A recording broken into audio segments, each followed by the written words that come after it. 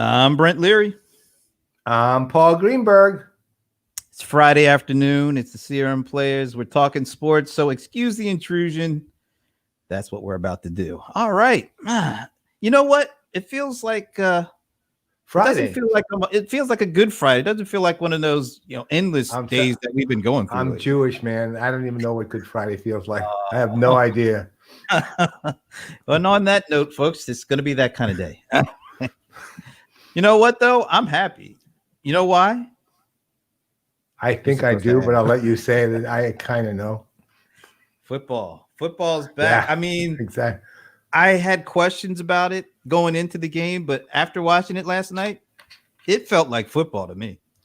You know what? I'm with you on that. Look, even though the game was pretty obvious from where it was going, about third of the way through, you pretty much knew how this was ending. At the same time, and the fact that the NFL are a bunch of idiots for letting 16,000 people be in the stands, and the 16,000 people who decided to boo the players for taking a stance. That said, if you're watching the game per se, just watching the game, it really didn't feel any different than another NFL game from last year before, as far as just the whole experience, ambiance, environment. You know what? Going to the NBA for just a second, I almost feel the same way, except for the virtual fan thing, which I actually kind of like. I think it's better than the cutout paperboard fans that they're putting in the baseball stadiums. I like the virtual fans, and the NBA has done a good job with the sound of the game too. I think the NFL at least they're off to a good start. It felt like football. It looked like football. It was talked about like it was just football, even though everybody was wearing masks. And Andy Reid, we need to get that dude a windshield wiper quick, or else a welding torch. You need to get the guy a welding torch, man. That Darth Vader would like, damn, that's a really good shield. God, man. And I was reading this article that said masks don't help you at all either, because particles get under them, not that all that difficult that are aerosols. So not only does he look ridiculous, he's not even that safe. So good move, Andy.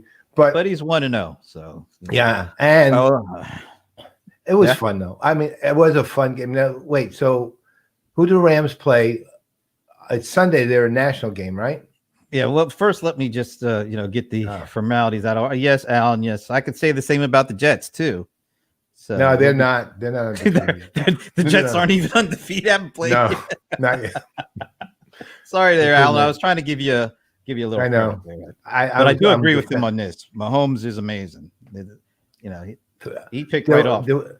Very weird stat about him. Typical of these, find a stat that really ultimately meaningless but interesting, right? So he, for the first quarterback, Esteban's here. I see. Yeah, Esteban. Yeah, we don't even have to wonder who LinkedIn user and when asking questions. First quarterback in history to throw 3 touchdown passes with no interceptions 3 years in a row. That's little on opening day. Where are they coming up with these stats? I don't. That was what the hell is that? Wow, that was just so impressive. I mean, imagine this: if you thrown 5 touchdown passes, that stat would have been meaningless. I know. I mean, come on. They wouldn't have given us the stat. So this is the issue. I love my stats, but this is the issue where you let stats run amok and go crazy. And, baseball's worse. Anything. Oh yeah, well, baseball's even worse. Why? That's the second game where there's been an unassisted double play in the first 12 games of the last 3 years by one team. Oh, yeah, I know. Can we just enjoy the game after a while? I understand people like playing fantasy football. I understand that people like the stats and all that. I just don't want it to ruin the what I love about the game, which is people getting hit and people scoring touchdowns and stuff like that. And I don't want to have to worry about the superfluous stats of things that really just don't matter in the big scheme of things.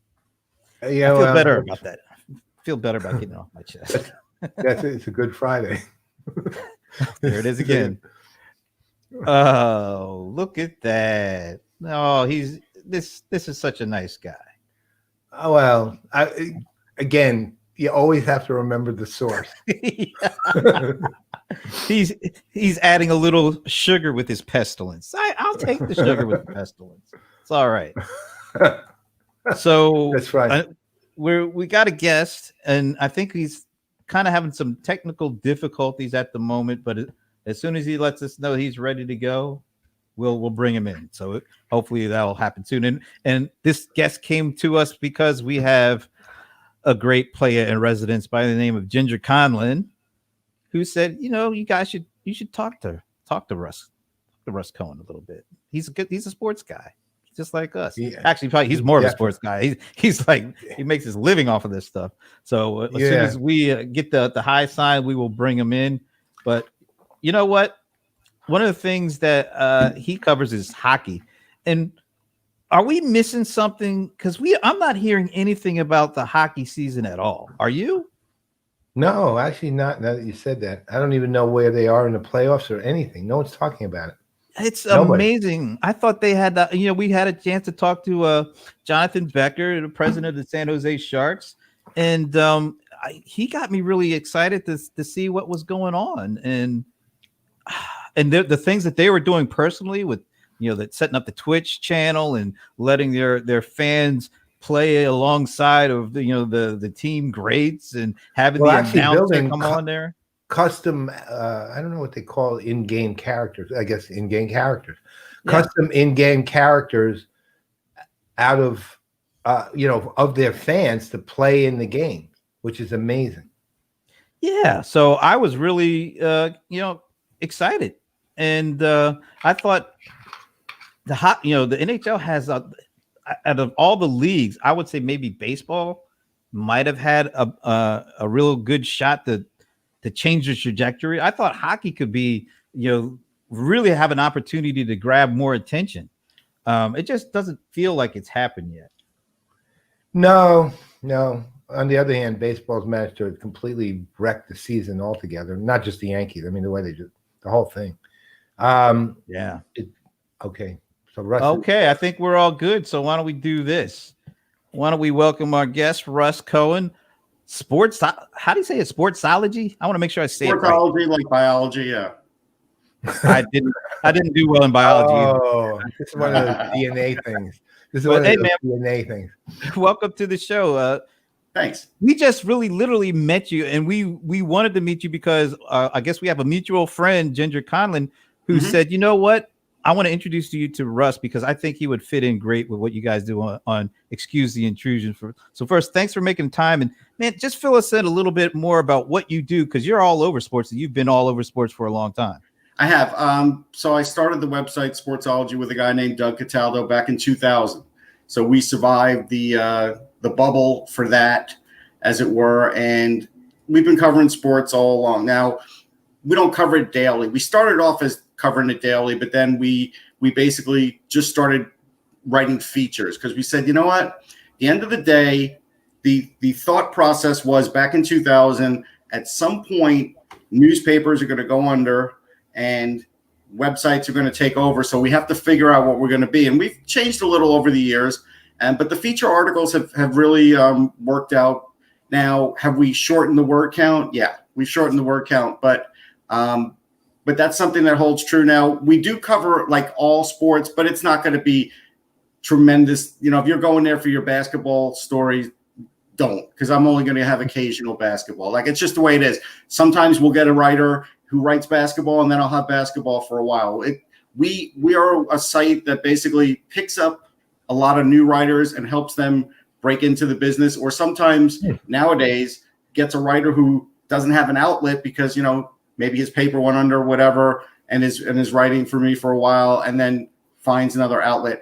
I am busy with a lot of other stuff. I still work. I've been working for 15 years with SiriusXM on their hockey channel. So that's been regular, and I write in a lot of different places, and I've written books. And so, and the 10th is in the, but it's going slow. It is right now. In the rush to push out another book this moment. I just had two. One a re-release and one a new release, Hey, Russ, we're having issues with hearing you. So as you can imagine, Russ, you're kind of going in and out right now. We can't hear most of what you're saying. Of a shock. So I don't think you can hear us. You know what I've been up to, but I kind of. I think we're gonna have to put Russ on hold. Okay, and we'll let you see if you can work that out. We'll bring you back because I want to hear what he's saying. And I know it was getting really good. Yeah, it really was. And so I already had like 5 questions for him. All right. Well, I'll act like I'm Russ, and I'll answer the way I think he would, based on my years of experience in knowing him. Okay, Russ. Yeah, I won't. That would be very embarrassing, probably. For you. Let's see. Ginger is saying, I guess she means ask Russ how much he loves Tin. Oh, okay. This sounds like a good one. Let's see. Is he back? Want to give it a shot here, Russ? All right, we'll give it a shot. See if you're back, Liz. No, I don't think he is. Are you back? Yeah. Can you hear? I can hear you, but you can't hear me. You see, no. We can hear you sound much better now. You were chopping and going in and out for a while there. Something must have happened with the mic, so I just went headphones. Okay. So your buddy Ginger says we should ask you about your love of Team Tebow. What's that all about? Well, because she knows there is no love. I hated the fact that the Mets had given him a roster spot for a few years over, a kid that's trying to actually make a living out of baseball instead of, fueling his passion for baseball. Where Tebow, it was like a hobby. But even Tebow, when he was on the Jets, I was very skeptical. Now, I think they misused him. I'll give him that much where, I felt like as an H-back, that was kind of dumb. But I also think it was kind of dumb on his part to bulk up the way he did, and he lost any speed he had. And so I always felt like Tim Tebow was marginal. He had a moment maybe in Denver because they had a great offensive line, but I'm not a fan. I think he's a good guy. I mean, he's a great guy. We met him in spring training.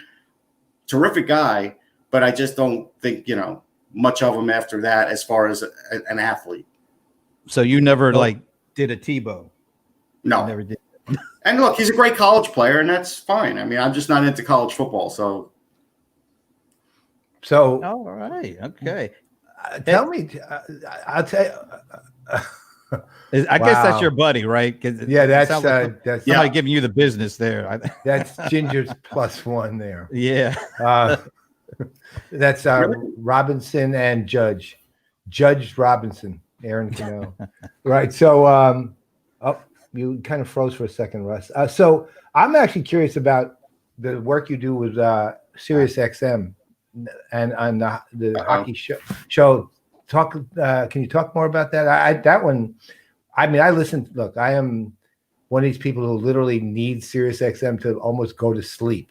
Okay, at night. So, I loved it. I love it, and I've been a subscriber since it was separately XM a long time ago. So I'm fascinated by what they do. And so can you talk more about that? I think that's amazing.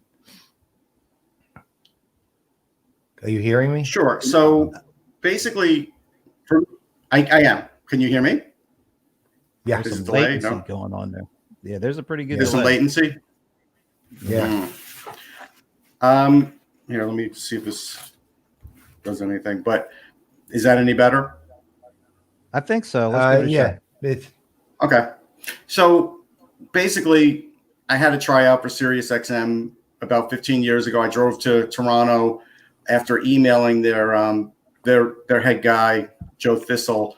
And basically he said, okay, when you get here, we're going to have you set up a makeshift show and do it for a half hour, and we'll see if we like you. So I literally got out of the car after like an 8-hour drive and basically got it going and called a few friends and did a show, and they liked it. It was just kind of a mishmash of a hockey show, but we started a prospect hockey show on that network, and it held for 15 years. It's still going. I'm not on it at the moment, but I always do their draft work. So I'm kind of like Mel Kiper for them, one of their guys. And so I'm usually on the draft floor at the draft, but obviously this year it's going to be virtual. So I'm going to be on Zoom with them. And obviously I'm going to use my other location. Sorry about the glitches. My dog was going crazy downstairs, so I couldn't go down there. But that's what I do for Sirius. And so it's a weekend show. But now right now I also cover the NHL. So I go on there once a week on another show. They give me a segment. It's called like The World According to Russ. And a lot of times he'll ask me about music or something else before we get into talking about hockey, sometimes even baseball. Well, that actually goes to my other question. Why do you love Jen Lilly so much? You seem to talk about her a lot. Well, no. So I will admit that I used to watch General Hospital a lot, and I haven't as much in the last year or two. So I always get ripped for that. And she was on General Hospital, and she was really good. So when I saw she had an album out, somebody contacted me and said, "Hey, you want to interview?" And I'm like, "Sure," because I watched her, and the album is terrific. Like, this is an album that's not. I try and tell people it's not an album where it's like an actress who could sing a little bit. It's one where it's an actress who is learning to be a singer, and she's really good at it. And so she got with Diane Warren, who's written tons of great songs and great producers. They have a lot of the background singers that work with a lot of top acts. And it sounds like a really good 60s album, like easy listening music. So I've been pushing it. As far as on my website, it's got close to 100,000 hits. So, wow, that's cool. General Hospital had a lot of fans too. So people are liking it. I want to go to a bit of a different direction, although that was good actually. I want to know why do you think hockey is not getting the kind of attention that some of these other sports are getting? I really thought that during this pandemic, a sport like hockey had a chance to grow, the attention share, the market share, and bring in some new fans, get more attention on it. I just don't feel like that's happened. Are you seeing it differently, or maybe I'm not seeing it the same way? I am seeing it differently. They are getting good ratings. I mean, ratings that have been, top line for the last 5-10 years. So they're getting good ratings. Would you say that they have the best teams in there or the most popular teams in there? Probably not. But again, with the way the season went, you didn't know what was going to happen this year as far as who might end up in the Stanley Cup. So I don't think you could blame that. Look, the Islanders are fine, but they don't have the marketing reach that the Rangers do or the Blackhawks or some of the other teams. They're still a New York team, though. So, it's still good to have them in there. And Vegas is certainly popular. They do have a decent reach television-wise, but I think they are getting it. I just think because we have 6 sports going at once right now, which has never happened in the history of the world. I think everybody's going to have their piece of pie. I don't think any one sport is going to. I think even like the NFL on that Thursday night, I'm sure they were losing some viewers to playoff hockey. I'm sure they were losing some viewers to baseball at times. So I think there's just a lot of jumping around right now, but I think they are getting good ratings. Are they getting ratings like the NBA? No, but actually early on and I think this gets to your point, Brent, early on when they were one of the only shows in town, they were. But then all the other sports started, coming back. So then it made everything crowded again. So if as Brent mentioned earlier, it was about about a month ago now? Jonathan Becker. Yeah, we had Jonathan Becker on a month ago, and he's an old friend of ours from when he was at SAP. I mean, it goes way back. Okay. We've known him 15 years. And he was talking about incredibly innovative stuff that they were doing to engage fans during the lull before the playoffs began. And it involved literally creating, in-game custom characters for NHL 2K. Twitch channel. Involved. Yeah, I mean, they had a Twitch channel. They actually had the fans' characters playing the games, right? And one of the funny stories he told actually was of a fan who he had his character and the first game got injured, right? And he was taken out, and the fan went like berserk. There's actually a video of him going crazy over himself getting injured in the game, right? It's really funny. But the level of innovation that at least the Sharks were carrying out was just absolutely off the charts. I mean, relative to any sport. I mean, regardless, not just hockey. This is like off the charts for any sport. Now, obviously, I guess my question really is, Have you seen any of that kind of innovation replicated in the NHL or in any other sport really beyond, the virtual crowds in the NBA playoffs and things like that? Yeah. The first thing I could speak to is the NHL did just have a tournament, but they're not mixing it in the broadcast. They're not. And they did it with EA Sports. And actually, the guy who I did the Sirius show for all these years is the guy who actually rates all the players for the NHL franchise for them. So I always kind of stay in touch with that. Yeah, he has some power. But so do I, because I know all the answers ahead of time and I have to just stay quiet about it. But at the end of the day, what they did do was, because there are no fans, they have like 35 cameras a game.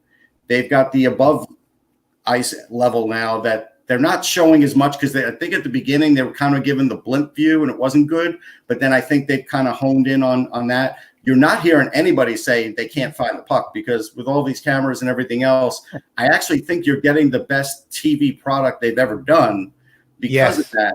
And actually, because they're in the bubble, the same as the NBA, I don't know if you've noticed, but the reason they decided to do everything in Edmonton, they wanted to pick one location and basically make it like a TV studio and build a studio there, like build it out.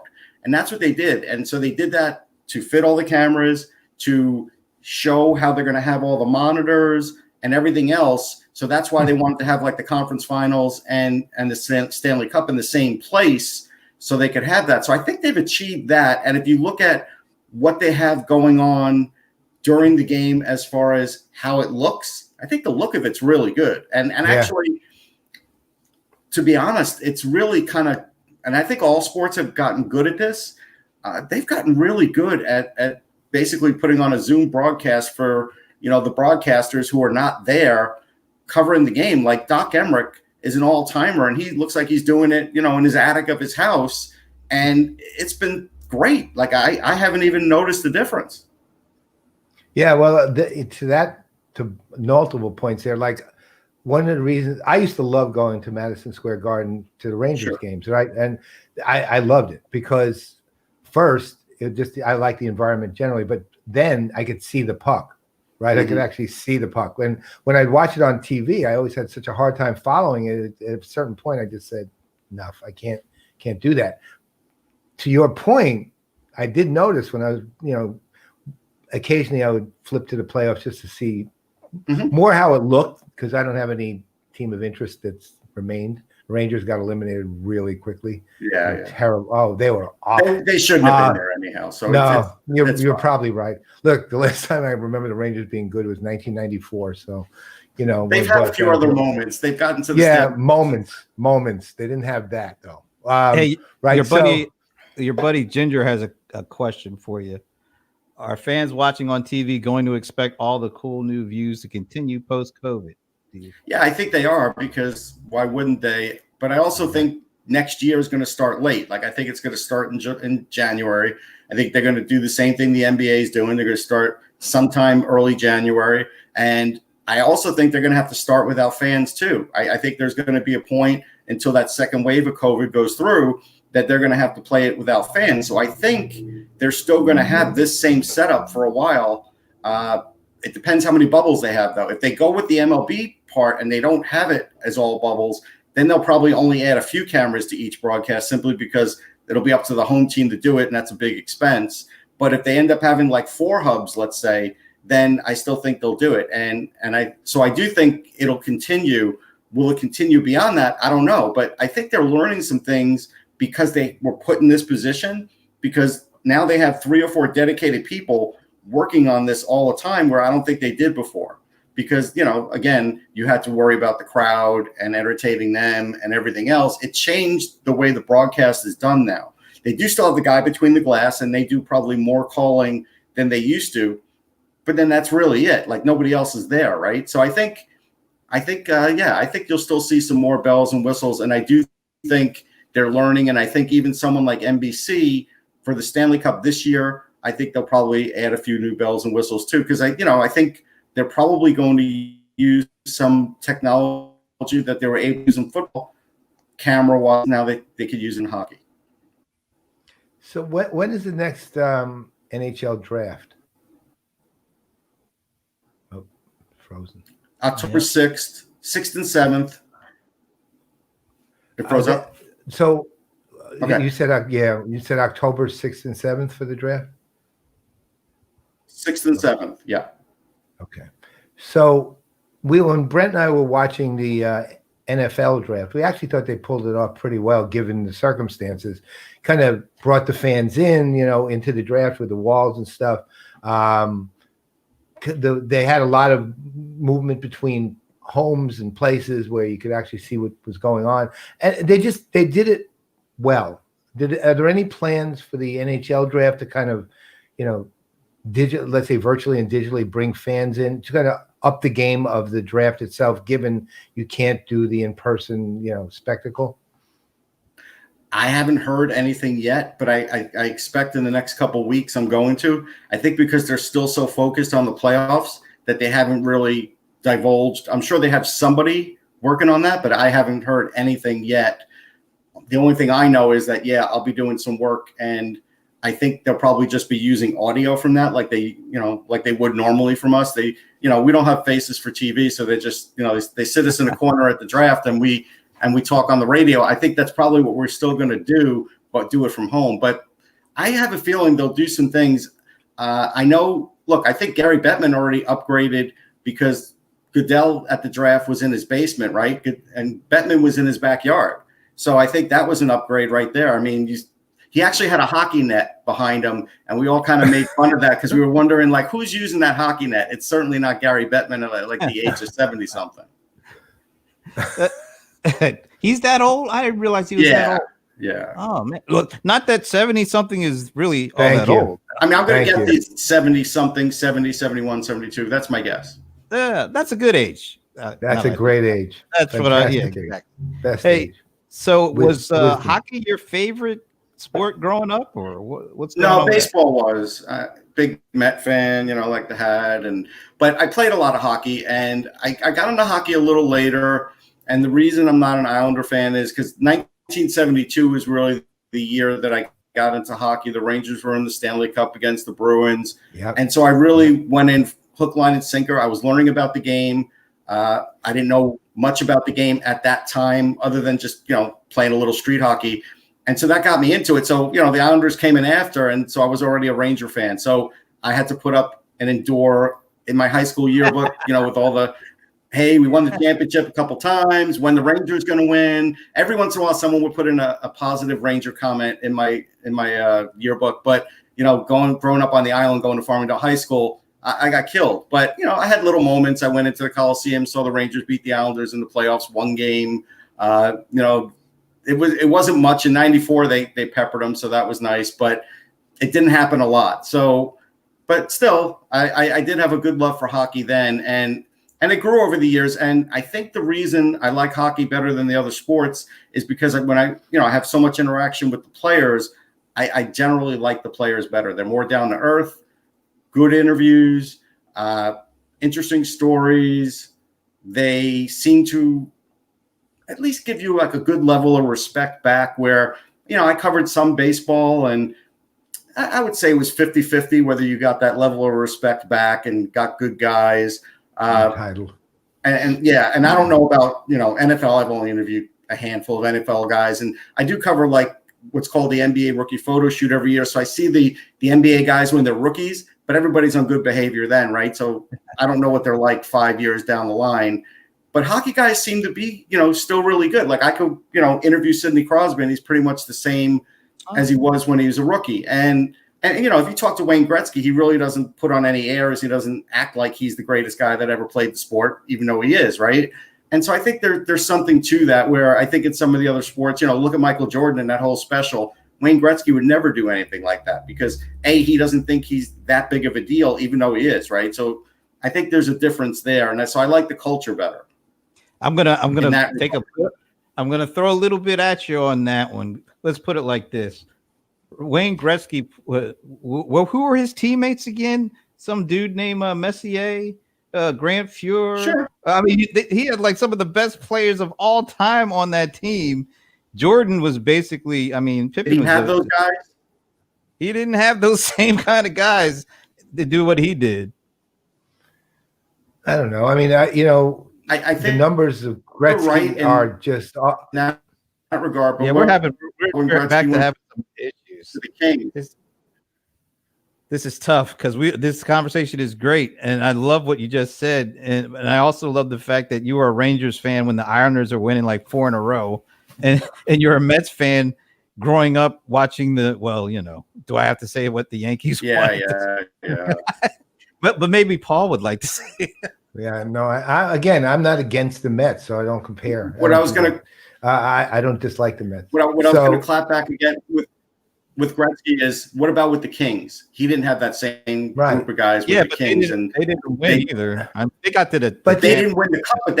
But they got there. That's true. You got to give them that. And the other side with Gretzky's his numbers are just insanely off the charts. I mean, there's no number in another sport comparable to the numbers he has in hockey year after year. Nobody. Even Chamberlain's number in 61, 62 is not like that.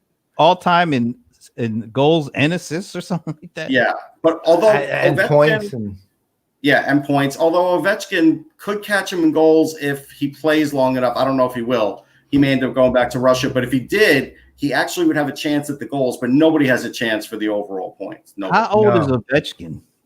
I want to say 35. I think he's 35. He's not that old. I mean, how far away is he? I want to say he's within 100 goals or less. Wow. That could be like 3-4 seasons, huh? Mm-hmm. It could be a little more than 100. I have to look that one up. I don't know. Yeah, nobody's getting close to that assist record. I mean, that's ridiculous. No, I mean, the guys who scores 236 points. I know. Right. I mean, that's insane. Lemieux had like 187 one year. Right. But Gretzky did over 200 plus 2, 3, 4 times. Oh yeah. It was just insane numbers. I've never seen anything like those numbers every time I see it. And his Canadian whiskey is actually pretty damn good. Actually, his wine's not bad. His wine's not bad either. I've reviewed it once. It wasn't as good as Seaver's, but it was still pretty good. That would be actually a really interesting piece on just which sports figures alcoholic beverage is the best. Right.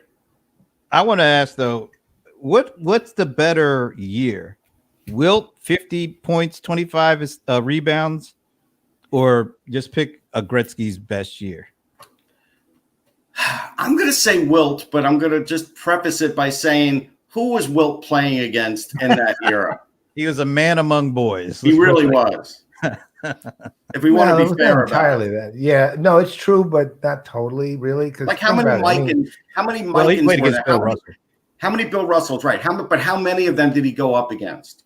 Right. He always states Bill Russell, of course. Nate Thurman was the other one he talks a lot about playing. Bob Lanier, he had some trouble with Bob Lanier because he was just wide and big.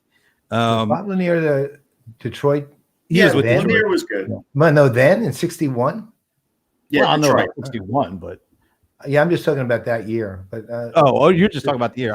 I was just thinking about throughout his career. Wilt talked about like 3 or 4 guys that he considered gave him, some level of competition. Yeah, I can see it. I mean, although the Gretzky numbers just look. The other thing with Wilt is nobody has a comparable game to 100 points by themselves either. Right. I mean, right. Nobody in any sport. That would be like hitting 9 homers and 7 at bats. Yeah. Right. Here's your update on Ovechkin. So Ovechkin's 34. He's got about 180 something goals to go. So it is possible. It's possible. That's going to take at least 6 years. 5 or 6 years. No. He's had 50 goal seasons even recently, but it could take 5 years. Yeah, because he's gonna get the older he gets, it's got to be harder to get to 50. I mean, Yeah. No question. How old was Gretzky when he retired? Was he like in his 40s or was he late 30s or something? No, he was like 37, and because he had a bad neck with the Rangers. I want to say he was 37, right in that range, 38. He finished with the Rangers, or did he go to the Blues? No, he came from the Blues. Rangers. He finished with the Rangers in '99. That whole thing. Remember, he had the whole thing at the Garden. Right. You know what I was going to say about Wilt? Wilt was great. But Wilt also got psyched out by Willis Reed. There was no reason for Wilt. that's the one mark on Wilt's record. I mean, because Reed, he was on one leg, walk, basically. Yeah. He couldn't walk, and he took advantage of Wilt Chamberlain. Like, there was nothing wrong with Wilt Chamberlain in that game. So I do look back in that and say that's one moment where Wilt actually came up small. No, he definitely came, because I think Willis only shot the ball twice and then he left the game. Yeah, it wasn't like he was playing the whole game either. No, I think he played a quarter. That's right. That's bizarre. Let me guess, you're a Knicks fan. I used to be. I gave up the Knicks. Forget it. Yeah, they're really hard to root for. Although I saw all their championships. There's nothing else for me to gain. They're never going to win another championship. I'm done with them. Does it take Dolan giving up the team for you to become a Knicks fan again, or? No, because I mean, Dolan's the owner of the ring. No matter who they brought in to run that franchise, and Thomas among the world, they ran it into the ground.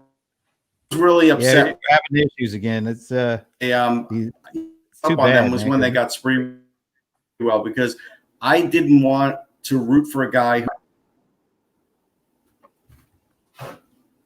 we lost half of back here. Yeah. I know what it's a shame, because this is a great conversation. Okay. I can tell you again. Sorry about that. Is it back? I think so. At least for the time being. Yeah, I was just gonna say I gave up on the Knicks because it's free. Oh, okay. What? Because he choked, or he couldn't? I gave up on Knicks. He couldn't feed his family. He couldn't feed his family on $20 million. Is that? Yeah. That and the fact that he choked out his coach, both. Yeah. But Colosimo. It was just like astounding. I mean, no wonder he was only making $20 million. I just felt so bad for him. What is he feeding his family? Yeah. Look, Mike Hampton had a similar problem, right? He had to send his kids to private school and couldn't take that lowly amount that the Mets were giving him. Yeah, he couldn't make it on 120 million. He needed that extra $5. Yeah. Baseball players are. I have to tell you, as much as I still love baseball, and the Yankees are still my first and foremost love when it comes to sports. I have to tell you, I've never seen a more selfish bunch of people in my entire life than baseball players. We got to get them to answer that question. Is the Knicks organization worse than the Mets or the Jets? Which is the worst run New York team? I would say it's the Knicks with Dolan. It's still the Knicks, but it's close though, man. Well, the Jets are close. The Yankees are out. Yeah, the Jets are close. Now, are you a Jets fan or a Giants fan? I'm a Jets fan. Oh my God, man! Jeez. I know. You and Alan Berkson, you're kindred spirits, man. I don't know. I think is Alan the Islanders? I think Alan is a Rangers fan, isn't he? Alan, I don't know. Alan, you don't talk about hockey, Alan. If you're here, who do you root for? I mean, that's a lot of. I mean, so you guys haven't even been to a Super Bowl since Joe. Right. I was like 5 years old, going on 6. Yep. Oh my gosh, that's brutal. It's horrible. It's disgusting. And I don't like Joe Douglas. I don't think Joe Douglas is doing a good job either. So I just started. Well, that just makes you a typical New Yorker. That's all. I know. But I just started a show called Jets Rehab because I was getting so tired of it. I'm like, we'll just start, griping about it on video. Might as well. Let me ask. So, two things. First, you're from Farmingdale, right? That's what you said. Yeah. Okay, I'm from East Meadow. I'm just sort of telling that. But secondly, sorry to hear that. But no, it's all right. We beat you in football a lot in my era, but it's not a problem at all. We had our high school team was. Well, I'm not. We had Ron Heller. Come on. I remember. But I'm before you. I actually predate you by about 4 or 5 years. So when East Meadow was a powerhouse at that. So we beat you in basketball, though. We had grads. Everybody beat us in basketball. Look, basketball was definitely not our sport. I can tell you that. I remember Uniondale had this guy named what was it, Wayne something. Is this he was a high school basketball player in this. Keep in mind, this is like 1966, and he was like 6'9", and it was high school. It was like a sophomore. 6'9". Now we see a lot of those. Then we didn't see too many of those. 6'9" guy, built like a brick, and Wayne Williams, his name was, and he just killed us every single game. We played Uniondale twice a year, and we would lose by about 60. And I think the reason we lost was because he scored 50 of the 60 points we lost by. It was a disaster. Sorry, let me ask you this. Did East Meadow ever have a guy start in the Super Bowl? I have no idea. Farmingdale did. Paul Langford, he played for the Miami Dolphins. Huh. I don't think East Meadow graduated any. You know who he graduated? The guy who ran ticketing at Madison Square Garden. That's who he graduated. John Gentile. We graduated him. He ran ticketing for years at Madison Square Garden. So other than that, that's pretty much the extent of our history. But we were always number 2 to Great Neck South. Yeah, Great Neck South was always good in sports. They were a powerhouse on Long Island football. But the other thing is just a different kind of question. With Sportsology, I mean, what's the business model for the site exactly? Business model for the site is, I'm not a fantastic salesman, and because I'm writing a lot and doing books a lot, I will generate some advertising, but the problem is I'm also picky. Like when there was a time where we were getting a ton of advertising, it started to get to the point where it was intrusive advertising, right? And so I don't want to do that to the reader. So a lot of times I'll do advertorials, but I won't do the constant boxes that come up that you got to check off to get rid of them. Or we did have it behind a paywall a long time ago, and we made pretty good money with it, but then people didn't want a paywall, so we took it out. So, we've messed around with those things over the years, and I right now would rather have it be read and have people like it than worrying about, hey, how much more can I make on it? Well, you also cover wrestling, I noticed, which was interesting. You're the first site I've actually seen. So how does that even evolve? I'm not a wrestling fan particularly, but I was back in as a kid. My dad, his favorite wrestler was Bruno Sammartino, and so was mine. So we had that bond. So we would watch a lot, and so for a while, when the WWE wasn't like the monster it is now, I would get a lot of wrestling interviews. When they started to dry up a bit, and I still talk to retired wrestlers or wrestlers from some of the other leagues, but MMA started to come in, and so I started to get a lot of interviews with MMA athletes, and I kind of like that, actually, in a way, because boxing's dead, and it hurts me to say it because I've been to so many good boxing matches. I love boxing, but really, the MMA athletes are now the new boxers. They really are. They have the same attitude. They live it on the edge. They are not like spoiled athletes at all, because they could lose it all in 2 minutes. Their whole career could go, and they know it. And I get amazing interviews from a lot of those athletes because I just feel like they're living on the edge, and they don't know how long their career is going to last, and they just give it everything every minute. So who you said Bruno Sammartino was your favorite wrestler of all time? Yeah. Oh man. So if I had to pull one of those, there's too many of those good guys. I grew up watching that in the 80s. And you had guys I used to like those tag team dudes like the Iron Sheik and Nikolai Volkov. Sure. Or the Rougeaus. Yeah, I mean, those guys were great, and of course, I like the Jimmy Superfly Snukas and those kind of dudes. I live in South Jersey. Superfly was probably, when he was alive, probably lived about a half hour south from me. Wow, that guy was so cool. Yeah, he was great. Or was Jake the Snake, and I mean, those guys had. Do you think the personalities of the wrestlers today are as good as, or even better than the folks that kind of you grew up watching? No, I do. I actually think they're really good. I mean, I actually because they have to almost be like actors now. I think you have to have that, or you can't make it. Being a good wrestler is great, but there's a lot of them. You've got to be good on the mic and good in front of a camera and be able to draw the audience. And so it is a lot like acting. That's why some of them, like Cena, end up being actors, because they just get so comfortable with it.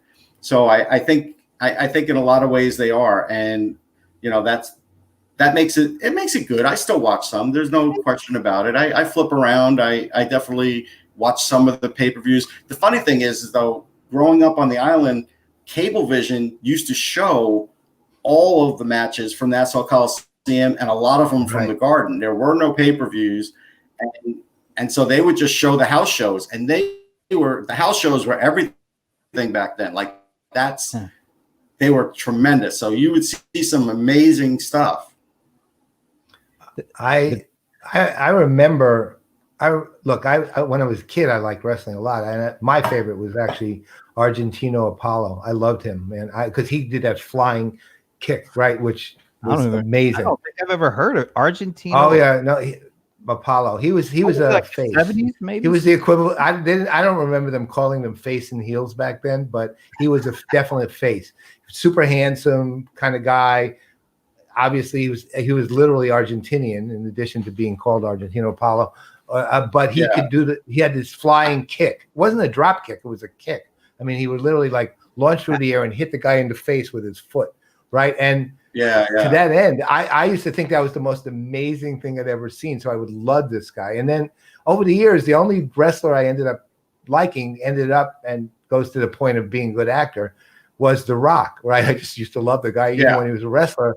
And now he's the highest paid actor in Hollywood, literally the highest paid.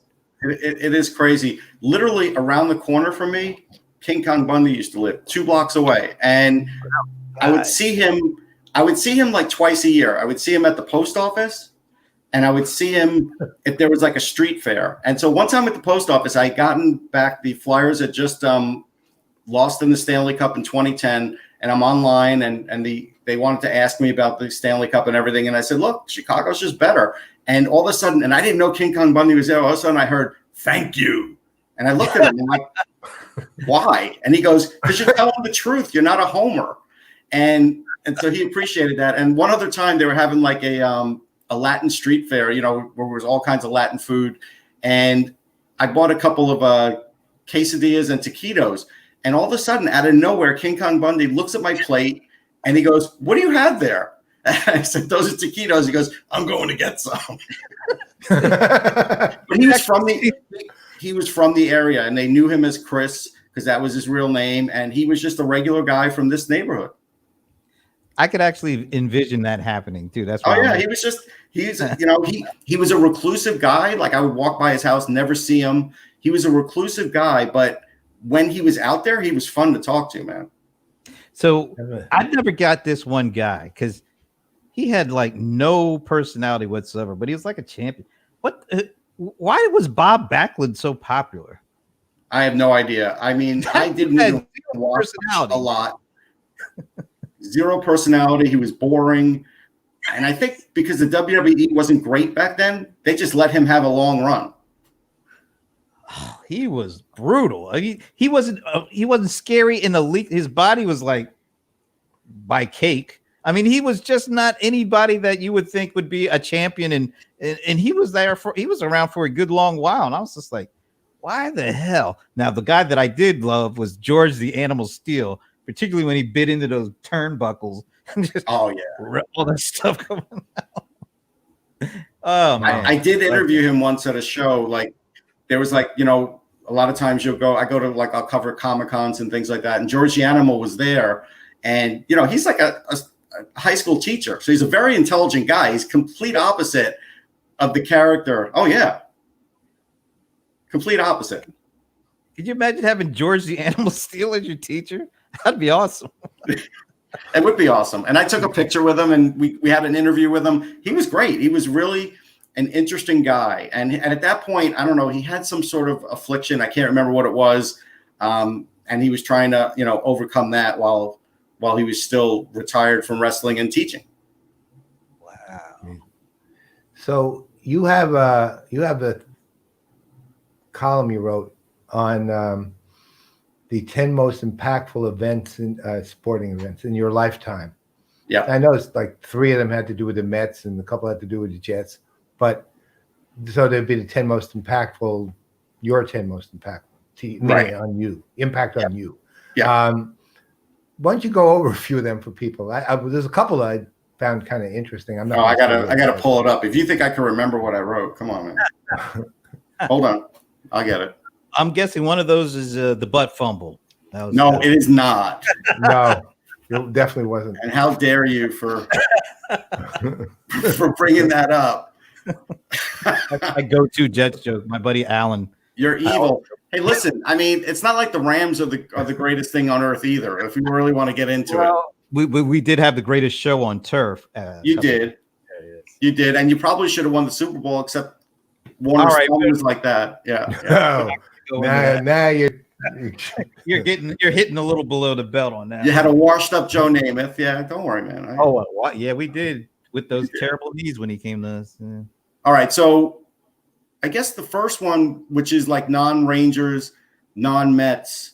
Well, I did talk about the Knicks Championships. I mean, those were big. 73 especially, because I was 10 at the time. We used to go to Knicks games at the Garden. We go to Nets games too, ABA games, and I love those. Right. Dr. J was one of my favorites too. Dr. J was around that time. Yeah. But that Knicks team, I had a hoop in my yard. I would act like Earl Monroe all the time, try and do the spin move. We'd make fun of Phil Jackson because it was Action Jackson, and he would just block inbound passes. He wasn't very good. It's just amazing. Maniac, though. Yes. Yeah, he would wave his hands, and he would get some rebounds. But there were a lot of other guys. Dean Meminger. There were so many guys from that team. Right, Dean Meminger. Yeah, there were so many guys that you liked from that team that were just like those extras that you really needed because Reed was older. Frazier Monroe, though, that was the best backcourt I had ever seen in my life. I know people argue about it now and say, "Oh, there's better," and whatever. The reason why that one was so good is because you had to figure out who the point guard was going to be because that there's a little bit of a struggle when Monroe got there because they were both stars like that, and they figured it out. They put their egos aside, and I thought that was tremendous. I'm with you. That team and the '69 team were just amazing. Love them. I idolized those guys. As far as my favorite players of all time were those guys. Weirdly, I actually won't go into the whole story right now, but I actually ran into all of them at an airport in Milwaukee. The whole I spent 20 minutes talking to them about politics. That's why I was there. It was actually kind of interesting. We ended up having this conversation about nuclear power of all time. Well, what was fascinating, so Willis Reed was there, and he's very straight. He said, I don't know anything about that at all. Okay. He didn't try to bullshit his way. Yeah. Earl Monroe tried to BS his way through the whole discussion. He was anti-nuclear and was making up stuff that was clearly not the case. Frazier was he was sort of an informed anti-nuke, I would say. Phil Jackson was a lunatic anti-nuke, which is rabid. I mean, he was just rabid. He had nothing. He was like, the only thing he was saying was spit. I'll tell you the guy who I'm interested. You know I'm interested? What did Jerry Lucas have to say? He wasn't there. He wasn't there? No, it was just those guys and Lucius Allen. Okay. I remember Lucius Allen. Right. And Lucius Allen was interesting because he was the one pro-nuclear guy, and he was extremely well-informed. I would say the two most well-informed of that group were Frazier and Lucius Allen, as far as just the positions that they could take. That they both had knowledge, right? And they presented it in a very cogent way. Even though he was fun to talk to, Earl the Pro was such a BSer on that one. Yeah, it was so funny. Did you say it's funny? Did you say Clyde was cogent? I mean, he didn't throw those crazy words at you when he was talking. I mean, No. He was awesome. He was like, even though I was sort of a nuclear power used rationally was a good thing, and carefully was a good thing. But Frazier, he really impressed me with how smart he was. I mean, just the level of intelligence he had, and the level of depth of knowledge he had was really pretty amazing. And the other one who impressed me, oddly, the only one who really didn't impress me whatsoever, I mean, Earl the Pro didn't really, he kind of made me laugh, but the one who didn't impress me in slabs was Phil Jackson. He just raved. I mean, he was just completely raving off the chart. Look, I was a 60s radical, and he was worse than anything I ever saw as far as just raving. He had nothing substantial to say whatsoever, and just was like spit coming out of his mouth. Oh, right? Goodness. Oh no, he made the worst impression of the five guys there. So, and I actually was impressed with Willis Reed because he was completely honest about it, absolutely straightforward. Not just said, look, it's not an area I know anything about. I'm not going to say anything I don't know anything about. I respect that. I do too. It was fine. I respect it was that. weird. It was a weird discussion given this random conversation with the Knicks as I saw them walking through they just played the Bucks and won too. Was that the Bucks was Lou Alcindor and the Big O on that team? It was. Yeah. Well, let's see. What was the first year that Alcindor was on the Bucks? I think it was 69. It's either 69. No, this was this was after that. Probably. When was it last year? Yeah, I want to say 69, 70 season sounds about right. Mm-hmm. No, this wasn't. This was like, because don't forget, I don't remember Lucius Allen being on the 69, 70 Knicks. I think he was a little later, but I think this, I'll have to look it up, but it was whatever year he was on the Knicks. Milwaukee won in like what, 71 or 72, something like that? 70. No, they won 70, 71. And 70, 71. Yeah, I think the Lakers won the next year, 71, 72. That sounds about right. And you guys won 73, right?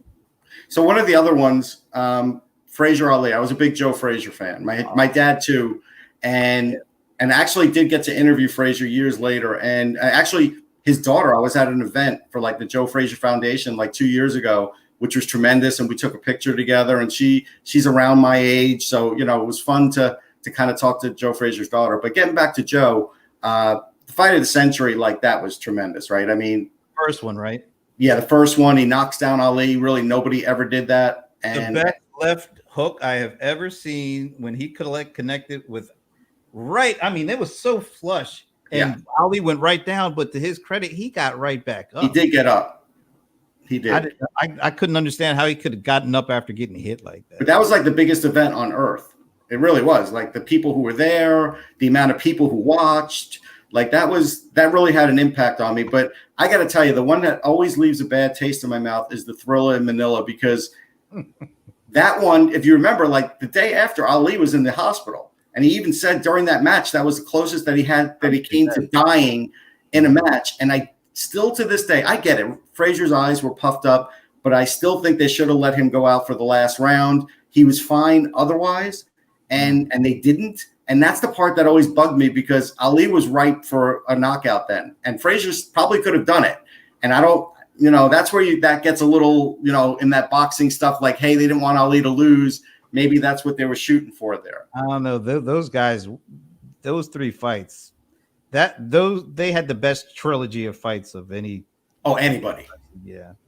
Yeah. And so that was something where I just, with Frazier, and it was a shame because Frazier never really learned how to defend himself because he was so offensive. So that's why like a guy like Foreman just killed him. Foreman just obliterated him. Foreman hit him once. He lifted him off the ground. I've never seen anything like that before. Actually, we saw, who was it? Oh, in Atlantic City, I used to get tickets from Bob Arum, like I was in the hotel business, and we saw a lot of fights. Who was the guy? I can't remember. He was living in Toronto a few years ago, heavyweight champ in the 90s. He knocked the guy. Not Lennox, more powerful than Lennox. More powerful than Lennox. Yeah, bigger guy. Anyhow, he knocked the guy out of the ring. Wow. He did. Over the top rope like he was a wrestler. Like not Razor Ruddock. No, it was I want to say that. It's like Biggs. It's something like that. Oh, Shannon Briggs? No.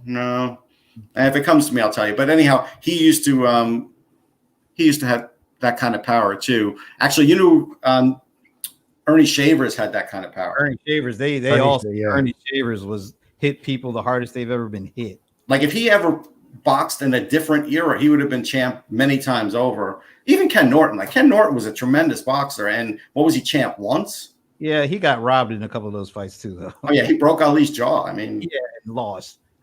Lost. I understand. Yeah, that's what I'm saying. Ali used to get some favors, man. He did. Well, but he beat Foreman. I love that whole story about the rumble in the jungle. Yeah, but what about that with the Zaire thing? I remember Foreman saying that he felt like Ali was rubbing something on his gloves, and I can't say that it's impossible because Foreman did look like he slowed down a lot as that fight went on. He slowed down a lot because he got tired. I mean, he was punched barbecue sauce. He was rubbing barbecue sauce on his gloves. Yeah, on his ribs the night before the fight. Right, exactly. But no, I think I've seen George say no. He got outfought in that one. Okay, and he said he even got psyched out because he is like Ali got there and the whole country was with Ali. Like he started doing that Ali Boombaye and like the whole crowd it, and he said he got psyched out. No, I could see it. I mean, I also wrote about Leon Spinks beating Ali because I bet my brother on that fight. He was an older brother, he's 3 years older. And so he used to he bet me, he took the Russians in the 80 Olympics in the Miracle on Ice game. I took the US, I won that. But I didn't win very often, right? Because I was the younger brother. So I usually was taking the underdog. And so I took Spinks over Ali. And when Leon only one. I know. And when Leon Spinks won, man, you have no idea how much I was jumping up and down. I remember that. I couldn't believe it. And I was like, what was that, like 77 or thereabouts? 78 maybe, yeah. I was like 10. So 78, yeah, I was like 10 or 11. So I was rooting for Leon Spinks because I got tired of everybody rooting for Muhammad Ali. Yeah. And he actually did win. But then, of course, the next fight, he turned around and got beat. Yeah, see, I never root for anybody but Ali. And that partly comes for his political stances. I just carried my entire life because I was totally supporting him. I was a little too young to know about that part until I wasn't. Yeah. Now, my favorite boxer of all time is Marvelous Marvin Hagler. I love him. And the best fight, it was only three rounds, but that fight with him and Tommy Hearns, right from the beginning, I mean, they came out throwing at each other, and it lasted the whole 3 rounds until he hit him senseless. And then you know who the fighter was? I did a Google search. It's Riddick Bowe. Riddick Bowe. Oh, yeah, I remember him. He knocked the guy over the top rope. Well, he all he had to do was throw a level punch to do that. I swear to God, he was tall. Big. Yeah. I remember how big he was. We were also at ringside for a fight. Like I was at ringside for Foreman Holyfield. I actually got better seats than like the GM of my hotel because I was getting seats from Bob Arum's sister.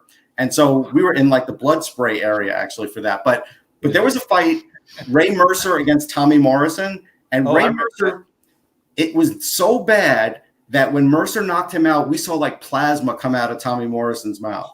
Oh, goodness. He was slumped in the corner. Matter of fact, we were so close to ringside, we ran over to the monitor. I think Steve Albert was doing the call like on USA, and we watched it on his monitor, and we were just like, whoa, that was even worse than we thought it was. Yeah, that sounds gruesome. Ray Mercer could throw, man. Yeah, merciless Ray Mercer. He was good for a while there. He was good. There was some good fights in the 90s. There really were. And I got to see, a fair amount of them. But that Foreman one was good. The funny thing was he lived in my hotel, and that's what I have a degree in hotel restaurant management. So I was in hotel management for a while. But anyhow, he lived in the hotel. And one day they faxed over his diet. And remember he was saying he was eating cheeseburgers and everything? No, man. He was on a strict diet. Yeah. Yeah, he was on the all-you-can-eat diet there. Yeah, he was not. No. Hey, this has been real fun, man. I'm glad the last part of this was awesome. Yeah, I'm glad we got had a good time. Full conversation in without any interruptions because that fight sequence right there. I love the history of boxing. I don't like you. It's kind of a dead sport to me right now. But growing up as a kid. I mean, what was it? Wild World of Sports, ABC. You would get the actual real fight. I mean, with that pay-per-view and all that, it was just so much fun to watch that. It was. But hey, man, we appreciate you spending some time with us. We went through a lot of stuff, man. This is probably the most we talked about hockey since Jonathan Becker, and it was really interesting. Plus, we talked about wrestling and boxing, which we never talk about. Yeah, so that was pretty cool. I had a good time. Sorry about the gremlins. No worries, man. We'll have to have you come back. I'm going to go on a different computer next time. I'm going to kick my dog out.